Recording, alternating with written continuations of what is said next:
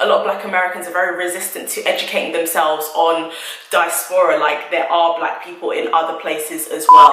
This whole idea that English is like a post-racial utopia and England is just a beautiful, magical place that's like Downton Abbey. Where do you think the money that built Downton Abbey was from? It's really worrying to see that people are more interested in being pro-Black than pro-African, especially when it comes to Black Americans. Hi guys, welcome to my channel. My name is Sincerely Oghosa. If you haven't come across my channel before and you've been living under a rock, I upload beauty, lifestyle, straight talking videos and occasionally funny videos as well. So make sure you subscribe, hit that subscribe button, and also make sure you hit the notification button so you're always notified about my dope ass Black girl videos.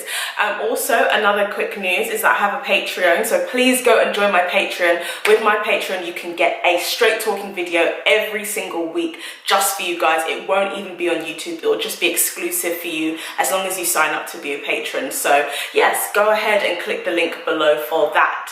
Now today we're going to be talking about two topics. I'm going to try and mix things up. I'm going to start doing maybe a few different topics in one video. So today we're going to be talking about the 21 Savage mess and how a lot of African Americans, or rather sorry, Black Americans as some prefer to be referred to, are just showing a lot of xenophobia, and it's disgusting. So yes, let's get into it. So obviously we saw the whole news with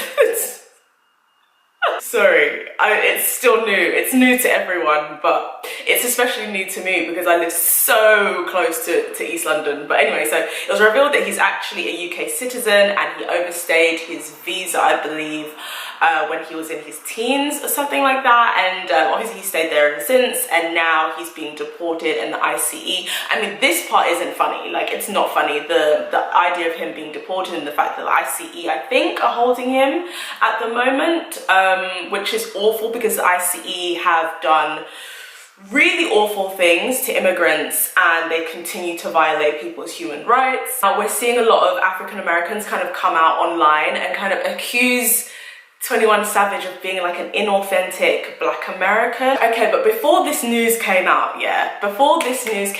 was his music not authentic to you? It was authentic. His music didn't smell like tea to you now, but now that it's been revealed that he's English, his music isn't authentic. Like, get out of here. There's so many Black Americans online, and I'm not sure what's going on offline, but online, especially in like forums and Twitter and stuff, like siding with the ICE and kind of like being happy that he's being deported.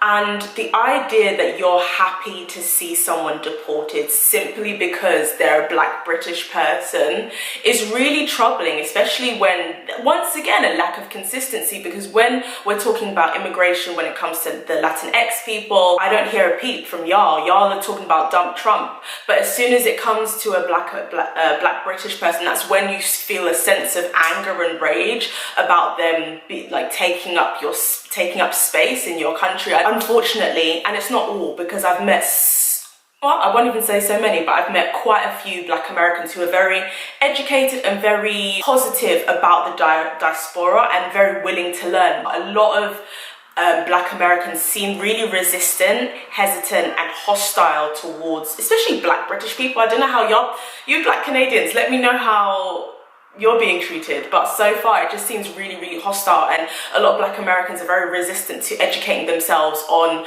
diaspora, like there are Black people in other places as well. Someone on Twitter actually said, we've now found out that 21 Savage is a nice bloke from London. Nice bloke. First of all, this whole idea that English is like a post-racial utopia and England is just a beautiful, magical place that's like Downton Abbey. Where do you think the money that built Downton Abbey was from? Black people have been in Britain for years. They've been in Britain at least since the Roman times, and some scientists and historians argue that they could have actually been here, one of the first humans that were in Britain. So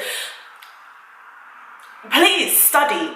It's all really insensitive, the idea that like we're living in this post-racial utopia land where like everyone just eats tea and crumpets, because as we speak, like even just this week, and it's hard and painful to even talk about it, a lot of Black British people from the Caribbean, especially from Jamaica, are being deported because of this whole Windrush scandal. It's really scary to see a lot of Black Americans take on the language of their oppressors. And I've spoken about this before when Samuel L. Jackson was really, really hostile to Daniel Kaluuya playing his character in Get Out, and taking on the language of the oppressors by being like, oh, these immigrants are taking our jobs. Like, don't get me wrong, I know that there's hate on both sides, and both sides, I know, have said some awful things, like African immigrants from Africa and Nigeria especially, because I think a lot of African immigrants in the US are from Nigeria, but a lot of them have said awful things about African Americans. But on the other side, Black Americans have also said awful things about Africans. So it's like hate coming from both sides, and it's exactly what our oppressors want us to be doing. It's really worrying to see that people are more interested in being pro-black than pro-African, especially when it comes to Black Americans. Not all, but a lot. And it's weird even saying that, because pro-blackness and black power gave birth to Afrocentrism, and that focuses on the study of the culture, the philosophies and the histories of Africa and Africans. So really, if you say that you're pro-black, you have to be able to celebrate and learn and educate about all, not just one part of the history of Africa. Seeing as we're judging each other's blackness based on really weird metrics like this, like our blackness has to kind of be performatory, like if we don't come from a certain place, we're not black enough, or if we don't act a certain way, we're not black enough, or if we don't listen to a type of music or talk a certain way, we're not black enough. And these are all based on metrics that weren't even created by us.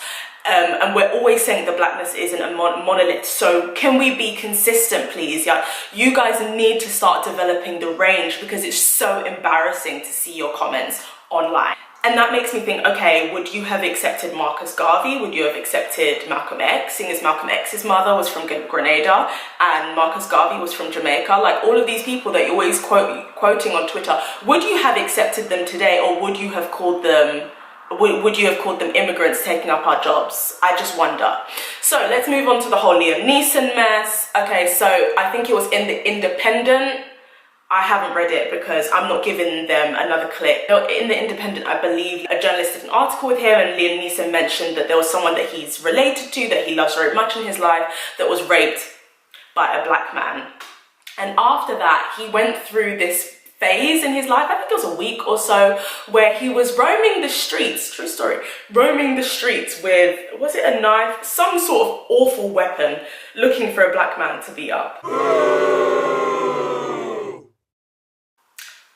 I have no words. All of the faves are just dropping like dominoes. Interesting also to see a lot of black men be like, oh, he's cancelled, but when anything happens to black women or any disrespect comes our way, a lot of black men are bim. The issue here is, and I do, as a victim of abuse myself, I always advocate for believing and listening to victims of abuse.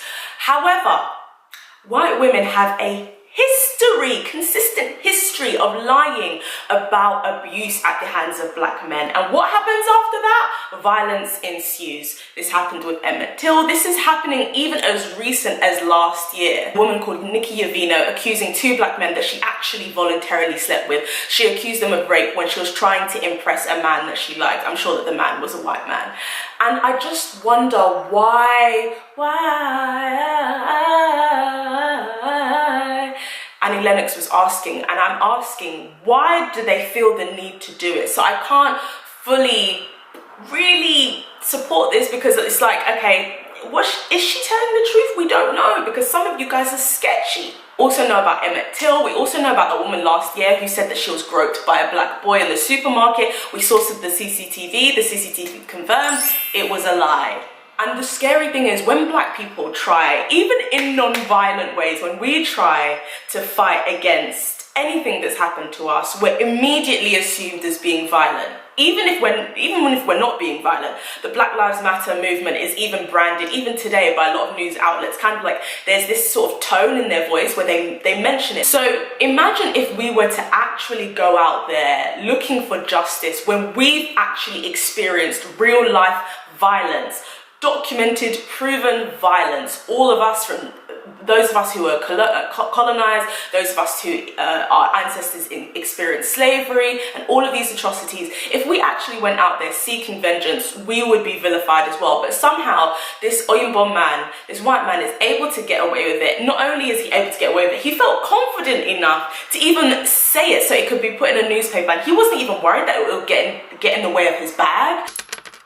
Really disgusting that these white men think that they can get away with it, but we really do thank God for the age of information and for just social media, because I think even as we speak, I'm hearing him get dragged online, and it's just music to my ears. Yes, thank you guys so much for watching. Please do sign up to my Patreon, and please do subscribe as well. And yes, please feel free to go down below. I will have some links to websites, places that I use for research, books that you can read so we can all educate ourselves and really take advantage of this age of information. Thank you so much for watching. Please subscribe, and I'll be back soon. Bye.